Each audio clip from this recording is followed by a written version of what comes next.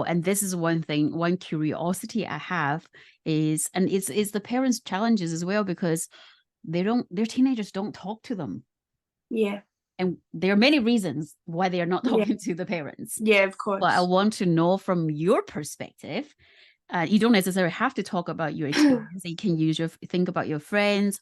What are some of the challenges or the barriers for the teenagers who want to share their feelings or talk about things with their parents?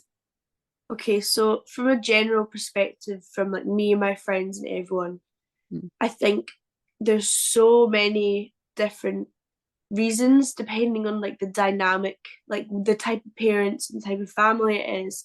I know that my friends with very strict families, Mm-hmm.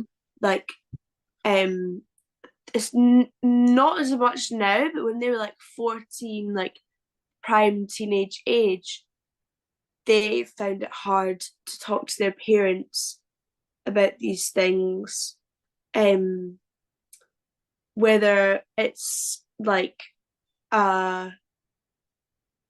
whether it's because the parents just don't really understand it, or just kind of want them to just feel better and start, not doing that and just, get up Giving them and advice.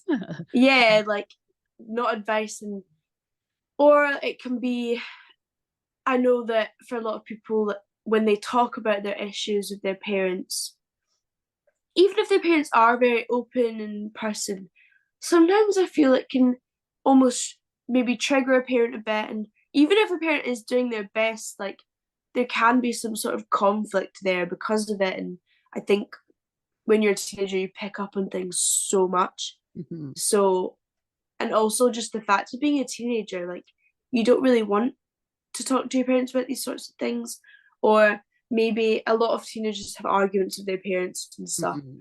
But why and not? maybe Why not? that's going on, maybe Mm-hmm. that's going on at the same time. So maybe teenagers sort of just feel, I can't talk to my mum about this because we're not in a good place right now.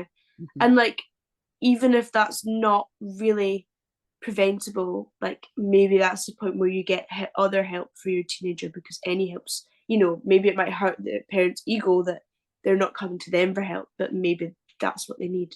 Mm. But I don't know, just from general, from what I can think of. That's really insightful, Bear. And that I think a lot of it is also the parents' experience as well. Like, what you just say, if I say something, it could trigger the parents and the Yeah, conversation totally went totally a different way. Or it yeah, could be about, yeah, don't do that, yeah, and rather than validating, oh, this is how you're feeling. Let's think about this a bit more, all of that. And the parents yeah, experience this too. And I yeah. suppose I am thinking about what would help though, because when you are feeling depressed and Mm-hmm. when you have all these feelings, you do need to have someone to speak to. And Mm-hmm. not every family will have the resources and or the financial means No, to of course. access a therapy, Mm. a Yeah, therapist actually, access therapy. yeah, And and the NHS is really hard because I know some people that went through the NHS and mm, CAMS and things, and like although it's good, I think it was a hard experience, and like it's hard to sort of, I know that a lot of people have said that it wasn't very validating either. mm, So I don't know. I think it's such a hard thing to do, isn't it?